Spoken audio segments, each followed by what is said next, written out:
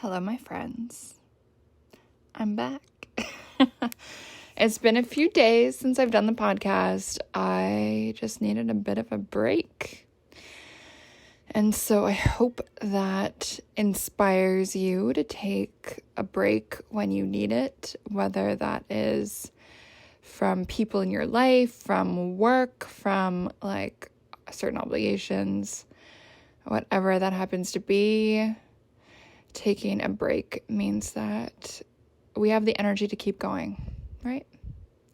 So I know I could make a whole entire podcast episode about that topic, and I'm sure I probably will.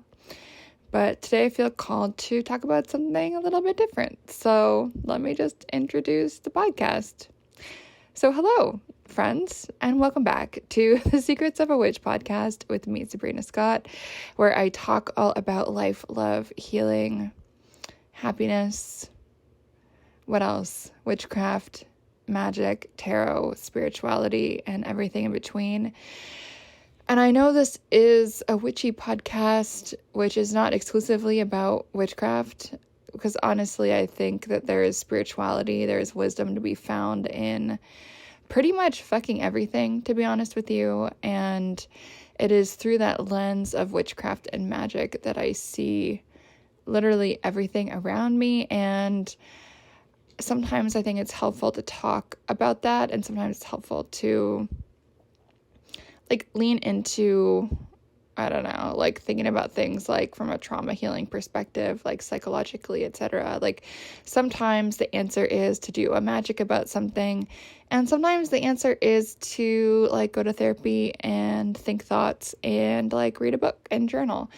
And I think that it's important for us as witches to incorporate all of these different perspectives, all of these different tools, all of these different ways of being and thinking and feeling into our toolkits. So whether this is the first episode of the podcast that you're listening to or the 50th and you've been here this whole time, thank you so much for listening. Thank you so much for being here. If you do dig this vibe, please leave me a little fun review of 5 stars. And if you don't like it, don't review it. Just go. The internet and podcast land is a big bad place. So why spend time on something that you don't dig? So, go do your thing. But if you do dig what I am doing and saying, then thank you so much for being here, and welcome again. Welcome back. Thank you. So happy Wednesday if you're listening to this on time as it is being released. Today is, I believe, an eclipse. I'm like 90% sure. So some crazy shit is happening this week astrologically. There's an eclipse on, I think, today. There is a new moon on Thursday. There is us moving into Taurus season, I believe, on Friday. It's just like a lot happening. It's a lot happening. A lot is going on. Oh yeah, and I think it's also Mercury retrograde. So there's a lot of stuff going on in the stars. There's a lot of movement. There's a lot of change. There's a lot of ups and downs happening astrologically. I'm not an astrologer, so I'm not going to get into the nitty-gritty of that. But I did post on Monday. I've been doing these YouTube lives every Monday for the past few weeks where I pull tarot cards for the week. So if you have not checked that out, there's just a little reminder to go do that whenever you get the chance. It's youtube.com/Sabrina Scott. Click live or click the tarot vibe forecast playlist, whatever. I don't exactly know how YouTube works, but it's there somewhere. So check it out. There's a lot going on this week, astrologically, but also just the tarot vibe is like 2 very different vibes. And it's kind of hard to summarize, so you're just going to want to check that out when you have the chance. And I end that session, as I always do, by grounding us with some oracle cards, especially 2 from 2 different self-care oracles. So the tarot is going to dish out the real talk, the bitch slap, and then the oracle cards are going to bring us down back to earth a little bit and give us a nice warm hug and teach us how to survive the week of craziness. And so I don't know how your guys' week has been so far. Mine has definitely been interesting up and down, and I'm sure it'll probably continue that way. So do check that out if you do want to see the tarot vibe check for the week ahead. It's a good time. And I just want to remind everyone that I've got Magic May coming up, and it is rapidly approaching. Magic May is going to be a daily group challenge experience on Telegram, where every day you're going to get a fun little note from me, some inspiration about magic, about witchcraft, to help you connect more deeply to your spiritual practice, because I know it can be so easy to just slip out of it and not feel inspired to engage, to not feel inspired to connect, right? And so I know that magic and witchcraft can also be kind of isolating, and I just want to bring folks together into a shared space of connection and vibing and just incorporating spirituality into every day. And I want to really create a space where it doesn't have to be a 3-hour ritual every single day, right? It can be a little bit more accessible than that. I've also got Recession Era Witchcraft, a 2-hour masterclass that I'm teaching at the end of the month, I believe on the 30th of April. And it's going to be fucking great. Everyone's kind of like struggling right now with all the inflation and like the tumultuousness. And so that masterclass is going to be all about survival witchcraft, and moving from survival into thriving, because witchcraft has always been about expansion, thriving, despite whatever the fuck is going on around us, and especially thriving in a material way, right? So the info for both of those can be found on my website at sabrinamscott.com. For Magic May, you can go to /Magic May, and for Recession Era Witchcraft, you can just go to sabrinamscott.com/recession to find out more info about those things. And I also wanted to flag that my new big ass course, which I can't believe I'm going to be launching this for you guys so soon, is happening on Friday. It's a bit of a pre-launch, so this is leading up to what will end up being a bit more of an extensive launch later on. But I just wanted to begin to tease this course into the world. It's going to be the most vulnerable thing I have ever taught, to be honest with you. And it's going to be feminine energy without bullshit. So if you've been listening to the podcast, I have been doing the occasional episode about feminine energy, masculine energy, polarity. What do these different energies look like when they are healthy? What do they look like when they are not healthy? Because I think that a lot of us need this wisdom right now. It has completely transformed my life, and I'll talk a lot about that in the pre-launch. And I know it's something I'm probably going to get a bit of flack for, but I just need to speak my truth, because I've been doing this work intentionally on myself for the past 6 years, and it has really drastically changed my life. You know, it's been a really amazing journey, and I'm just really thankful for that. And I know I can't be the only one who has had a topsy-turvy journey with femininity, with gender, with feminine energy, with, moving from non-binary to not being that way anymore, and having a big, long story about why that is, and blah, blah, blah. I'm not going to launch into it all now, but anyway, if you're curious about that, that is happening totally free. It's just like pre-launch, and the course itself will cost money, obviously, but if you're curious about that, if you want to learn about that, that is happening on Zoom, I'm pretty sure, unless I change my mind, 5 p.m. Eastern time on this coming Friday, the 21st of April. Friday is a day that is associated with the divine feminine, that is associated with love, that is associated with goddesses and goddess energy. And so what better day to teach all that shit and talk about it than Friday, right? So hopefully I'll see you there. Hopefully. And that is my little speech about all the stuff I have going on. Oh yeah, one more thing before we launch into today's topic.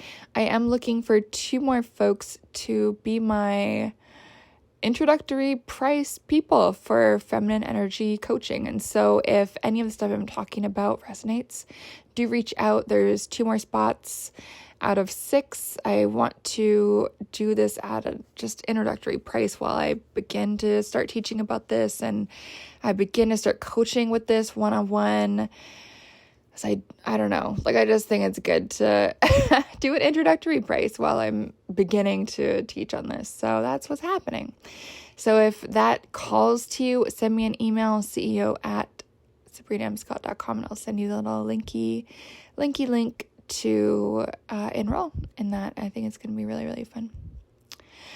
So, okay, friends, now on to the actual topic of this episode. And I tried to record this live last night on YouTube to show you guys how I record the podcast, but my computer kept having a meltdown. So clearly I was just meant to re-record this and do it in a bit of a different way with a different cadence with slightly more time to think about what I wanted to say. So here we are.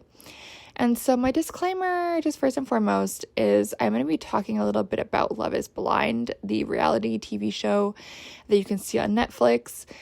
Even if you don't care about reality TV, I think this will still be relevant to you. Like, just trust me on this. If you're someone who hates spoilers and you have not watched the reunion, if you aren't like up to speed on it, then maybe give this second part a little bit of a listen later. But I am going to talk a little bit about this because I think there's some interesting stuff that we can observe, some stuff that we can learn from, and I just wanted to get into it. That's my disclaimer. My second disclaimer is, obviously with reality shows, a lot is cut out on the cutting room floor, whatever the phrase is, table floor, wherever the editors do their thing. Production is a whole thing. Production is going to influence stuff. Editing is going to influence stuff. I don't actually know these people. I really don't. I don't particularly feel that invested in anybody. Like, I'm happy for people who are happy. That's it. I'm not a therapist. I'm not accredited in any of that. This is all just my opinion from what I've observed. So make of that what you will. It just is what it is, right? So since it's pop culture, everyone's kind of talking about it. It's a cultural touchstone. I feel like it is worth spending just a few minutes here in today's episode to talk about some of the stuff I was observing. And it's stuff that I know is unpopular opinions about the show, that I know is really unpopular, and just it's stuff that whenever I talk to folks who've watched the show, just they don't pick up on or don't agree or whatever. But I think it's important, so I'm just going to talk about it for a second. So here we go. Love is Blind, the most recent season 4. So I know that, there's some couples who are together, they're happy. I think it's interesting, this has actually been the most successful season. There was 4 couples that were together, which I think is really beautiful. And people are happy. I think that's amazing.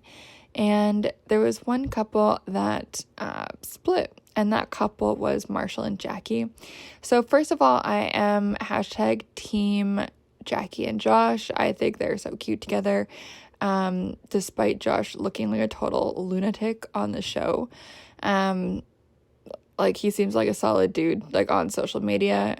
So make of that what you will. Like, I've seen his statements, I've seen his friends talking about him, and it just seems like a good example of how it's really easy for certain reality situations to be produced and create situations where you get very drunk people in a room and then stuff kind of goes weird and can escalate, and the drama can be very manufactured. And so that's something to keep in mind. But anyway, Josh and Jackie, I think, are super cute. I know a lot of people are hating on Jackie, and so that's part of what I wanted to talk about today, but I specifically wanted to talk about the relationship between Jackie and Marshall. So what I'm going to say is going to be controversial, and again, this is just my opinion. I'm not a therapist. I'm not a whatever. I don't actually know these people personally, so whatever. That being said, all of what I'm going to comment on, I don't really think can be blamed on a bad edit. Like, I do think some couples did get a bad edit. Like, I think Chelsea and Kwame got a bad edit. Like, I think they're actually really happy, really cute, and I think their dynamic is actually probably very healthy and very good and very joyful. I just don't think they were edited very well. And case in point with the editing, like, Jackie broke up with Marshall before she even met with Josh. And so that is not how they ordered it on the show. And so that is just something to keep in mind, is that these producers, like, they just have their own thing. And so I know that because I'm the subject of a bunch of documentaries, and I've been in magazines and all of this shit. And I remember the first big documentary I was in, it has more than 1 million views on YouTube. It's a little bit embarrassing to look at now because, like, I do not look like that anymore. I was really young. But I filmed that documentary for like 15 hours, and I talked painstakingly in detail about philosophy, magic, environmentalism, like all these things I cared so much about. And the documentary literally just got cut into like my dick jokes and like my jokes about whatever, just like me just being silly. And so anyone watching that documentary probably thinks I'm some like crazy idiot, like who just like is laughing about penis candles at the witchcraft store. But that is like literally 5 minutes of, you know, a 12-hour, 15-hour filming day where I talked about philosophy, and none of the philosophy talk got into the documentary. And so that was really devastating to me, and it taught me a lot about how these things work. And so I know a lot of people don't have that experience, and so I'm just kind of trying to like educate on how this shit works. And so you can't believe everything you see on TV. You can't believe everything you see even in a documentary. Like, obviously, yes, I did make those dick jokes, like I did. I don't regret it. Like, that is also a part of my personality, but it's just not the whole story, right? And so I think we need to keep that in mind when we're dealing with anything like this. But anyway, that being said, my criticisms that I'm going to level actually are against Marshall. And so that might be shocking to you guys. I know a lot of folks hate Jackie. They're like, oh my God, she's so toxic, blah. She's like crazy, all this stuff. And I think that's like very easy to say. And I think it's also can be a little bit sexist and whatever. But I want to talk about Marshall because it's a hot take and it's very unpopular. And I think that if we pay attention to this take, I think we can learn a lot. And so that's kind of why I wanted to talk about this. And it launches into, I guess not launches into, but like it bounces off of some of the stuff I've talked about in some previous episodes about wounded masculinity, unhealthy masculinity, about how healthy masculine creates space for healthy feminine, and also manipulation tactics, right? So like there's previous episodes about this on this podcast, so you can go listen to those if you haven't yet. So I'm kind of just going to blend all of that into today's episode, because I think if we examine Marshall and his behavior on the show, and Marshall is a fan favorite, like everyone loves him, like all over the internet, like I've looked at some forums and everyone's like thinks he's like the best dude ever. Everyone wants to go date someone like Marshall. But I just want to tell everyone, like, hold the fuck up. Like, let's look at this for a second. Especially if you compare how Jackie is with Josh versus how she is with Marshall. And like you would have to see her Instagram, his Instagram, like the kind of post-show stuff to really understand this. But you can see that Jackie looks very chill with Josh. She looks very relaxed. She's like, her energy is a feminine energy. She just seems fucking chill. She seems held. She seems good.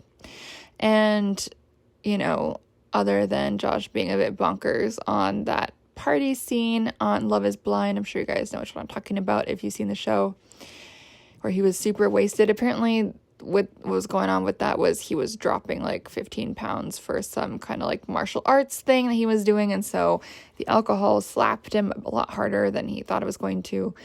But anyway, apparently he is like number 2 in the world of like Brazilian jiu-jitsu or like MMA or like, I don't know, in something, which is pretty impressive. You'd be like a very dedicated person to do that. But anyway, I digress. And so we can compare all of that with how Jackie is with Marshall. And a lot of people have been like, oh, she's toxic, she's aggressive, she's crazy, she's mouthing off.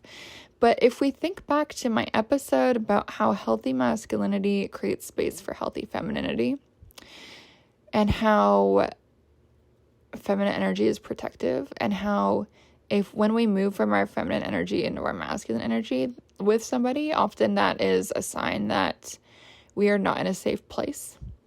It's often a sign that we have to protect ourselves because the other person does not have our best interests at heart. And so we can see that around Marshall, Jackie doesn't feel comfortable to relax into her feminine energy.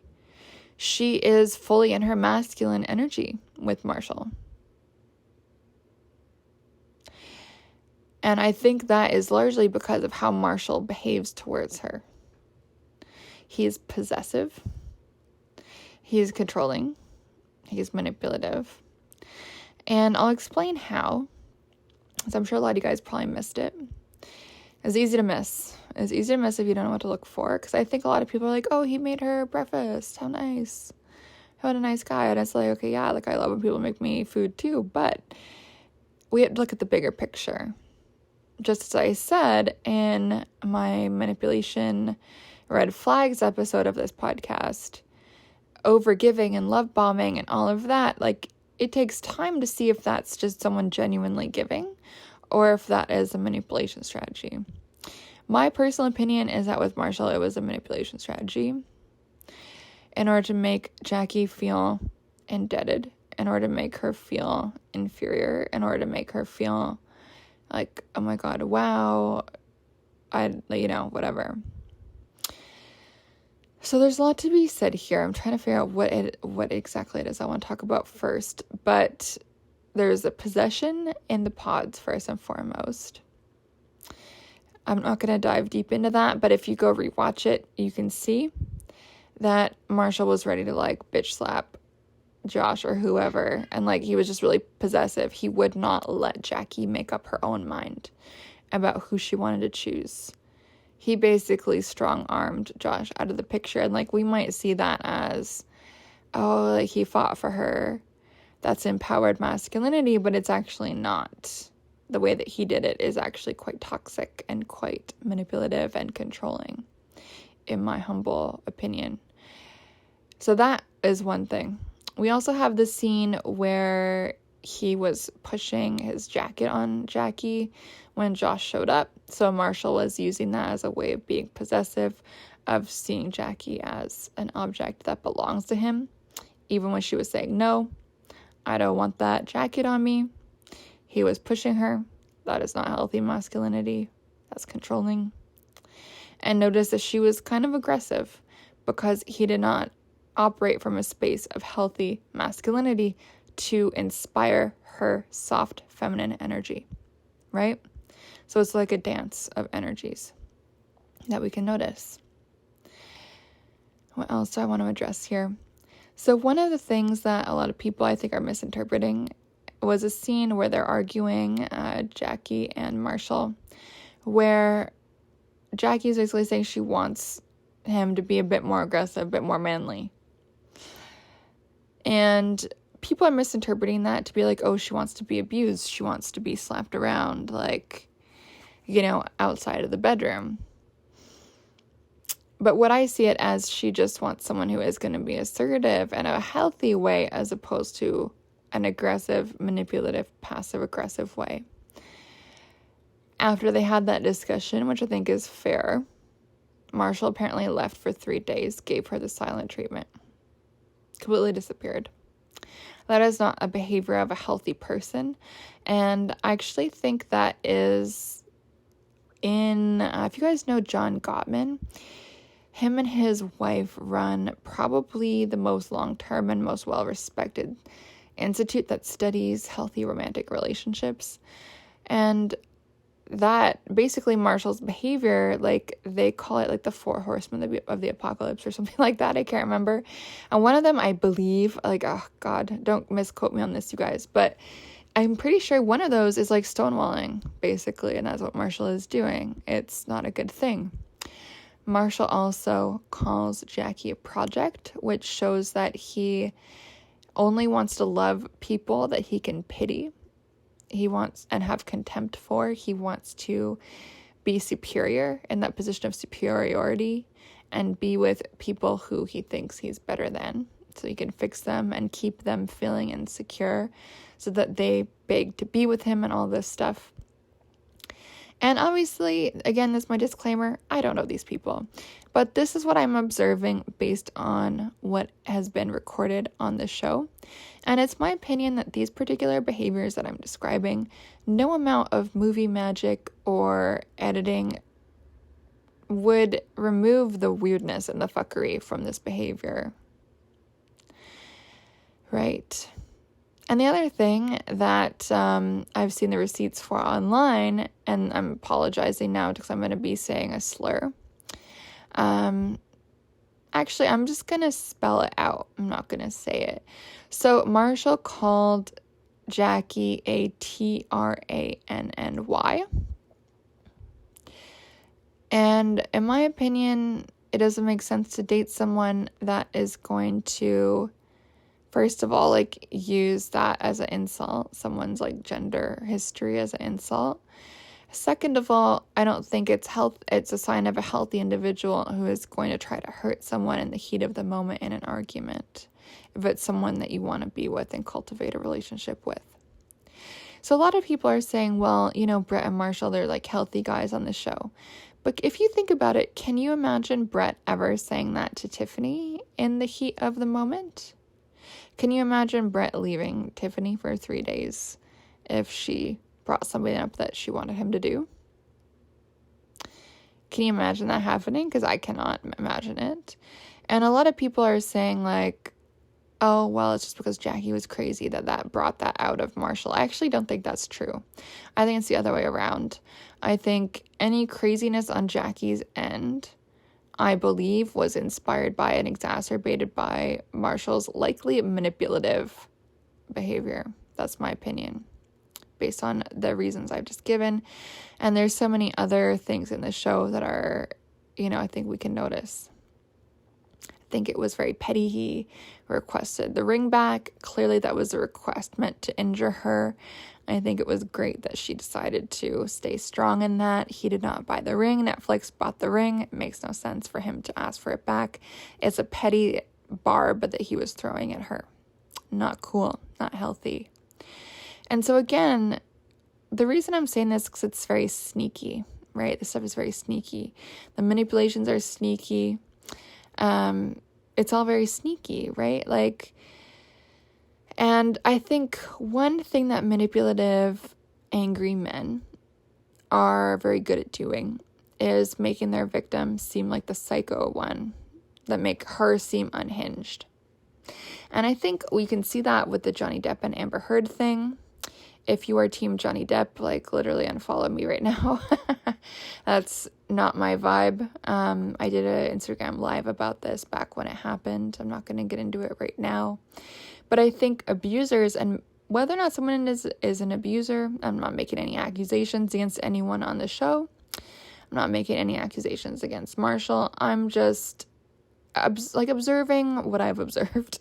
And I'm describing that with some of the language that I've learned. And the things that I've learned to observe and give weight to. But we can say that Marshall's behavior is controlling. I would say he seems to have some kind of very poorly suppressed anger. And, when men are like that, when really anyone of any gender is like that, but the dynamic is overwhelmingly men against women with this kind of thing, they can be very good at making their female partners seem psycho. And my cat is chiming in to agree. And then that can really sway and manipulate public opinion because these people are often master manipulators. Does that actually describe these individuals I'm talking about?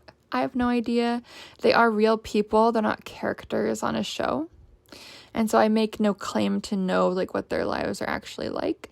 But if I'm going to just go based on these behaviors I've observed, these things that have been said, it definitely does paint a picture that I believe that we can learn from as people who are trying to become more aware of the warning signs of bad behavior, people who are manipulative, controlling, and unhealthy, people who are behaving in a wounded way, and who are not going to treat us the way that we should be treated.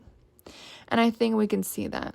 And I really think that this narrative around Marshall being an angel and a nice guy, it really needs to change. So I just really don't think it's true. You guys might be like, but Sabrina, you just recorded an episode about not being a hater. I don't hate anyone. Whatever. It's more about, this is a cultural touchstone moment where everyone's watching it. And so if I can use this moment to explain and, I don't know, like illustrate some of the points I've been trying to make over some of the past few episodes of this podcast, then that's great, because I do think this stuff can be really sneaky. It can sneak up on us. And it often does for women, right? Like, we think someone's nice. We think someone's, oh, they're making me breakfast. Great. Like, whatever. And then it turns out to be a little bit more complicated than that. And a little bit more confusing than that. A lot of women get swept up in it and just get confused. And then they end up in a bad situation. And I just think it's really important. And there are these little warning signs that we can pay attention to. I'm rereading one of my favorite books about this type of stuff. It's called The Gift of Fear by Gavin de Becker. It's fucking amazing. I think all women need to read this book. And in this book, it does talk about pre-incident indicators. It talks about warning signs. And it talks about the predictability of certain, like, sketchiness, you know, violence and creepiness and all of this.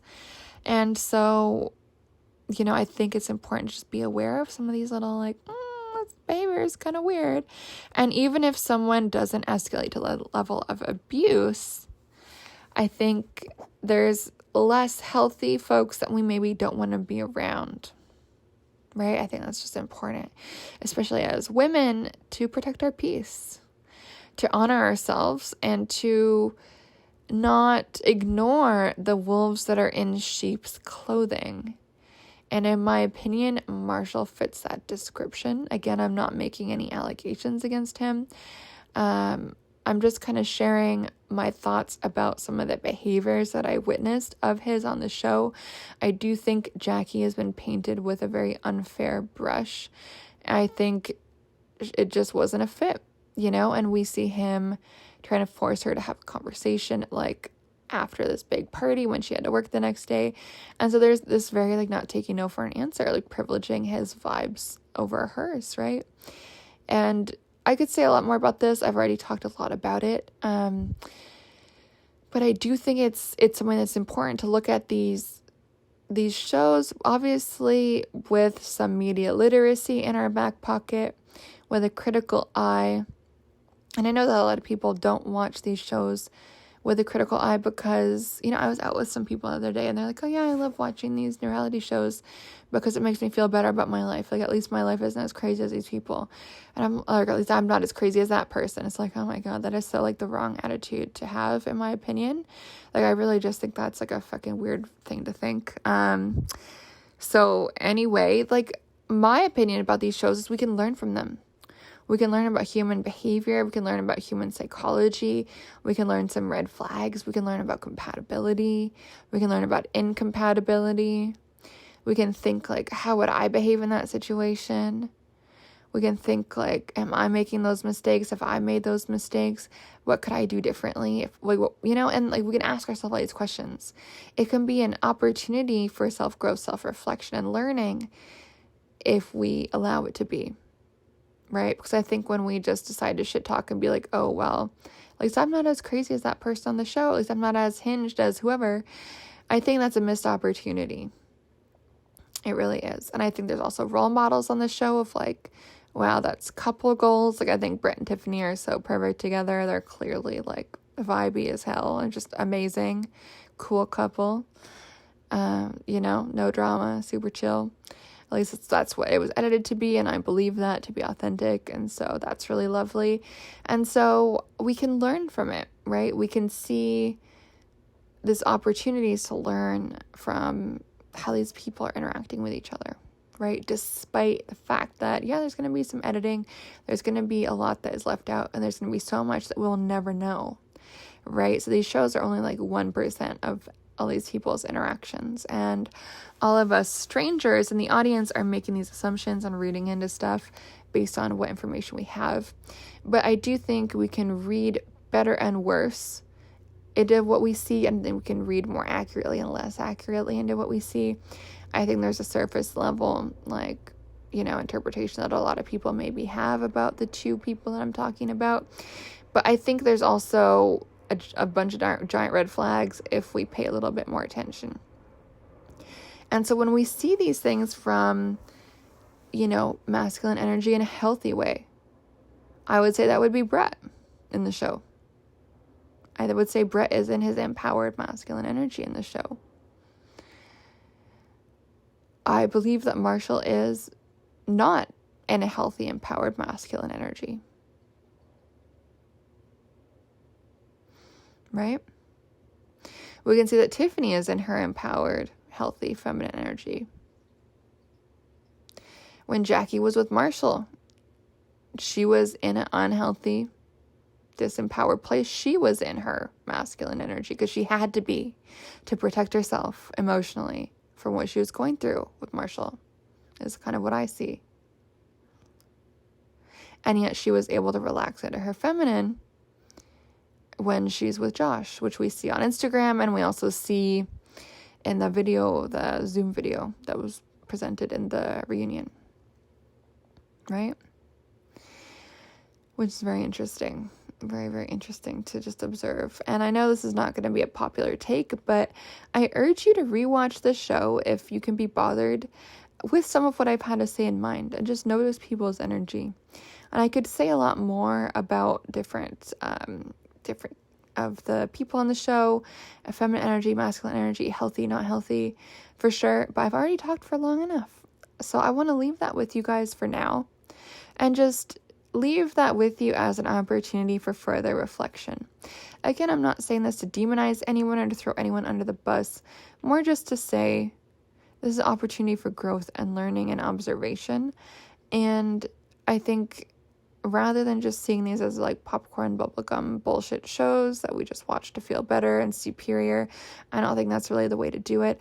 I think we can always learn something from whatever it is that we're consuming. And if we're not learning something, then I don't know. I don't know. All right, friends, I'm going to leave that with you for now. I hope that provoked some thought, whether you agree or disagree. I hope you take some of what I've said on side and reflect on it and see if you can observe some of what I've observed. If you can see some of what I'm talking about here. I know some of you guys don't care about this show, or you don't care about, whatever. And that's totally cool. I know not everyone's going to. But I think when we watch this show, it's such an interesting series of lessons about energy, feminine energy, masculine energy, healthy energy, unhealthy energy. We can see all of this. And I think it's especially interesting to try to observe that stuff before they even officially meet, right? Back when they're in the pods, not seeing each other, and just seeing how does that energy move? How do they pick up on it? It's very interesting. Would you guys do the experiment? I feel like I would. I feel like it'd be fun. I feel like it'd be a trip. So if they ever cast in Toronto, I'm going to apply. I feel like it'd be a laugh. Be an adventure and a crazy ride, and, that'd be interesting. So, all right, friends, that is the episode for today. I know it will not be up some of y'all alley, but if you listen to this whole thing, God bless you, you're fucking cool. Because I do think it's okay to be interested in a variety of things. I can be reading fancy psychology books and whatever, and I can also enjoy this, very interesting, thought-provoking show that I think we can learn a lot from if we just slow down to notice the energies that are moving around, right? Pretty interesting. As always, you can say hello to me on Instagram, Sabrina M. Scott. My YouTube is youtube.com/Sabrina Scott. My website is sabrinamscott.com. Of course, I launched some cute hoodies and hats and apparel, cute clothing back in February. You can check that out at shop.sabrinamscott.com. It snowed here yesterday, so it's weird. It was the hottest day on record in April here a few days ago, and then it snowed, so God knows what's going on. Climate change, I guess. So you're still going to need those hoodies, those cozy sweaters that I've got on my website, so do check it out. And if you do get something, send photos. I want to see you guys wearing your cool outfits. All right, friends, that's it. This has been a ridiculously long episode. I want to shut up now.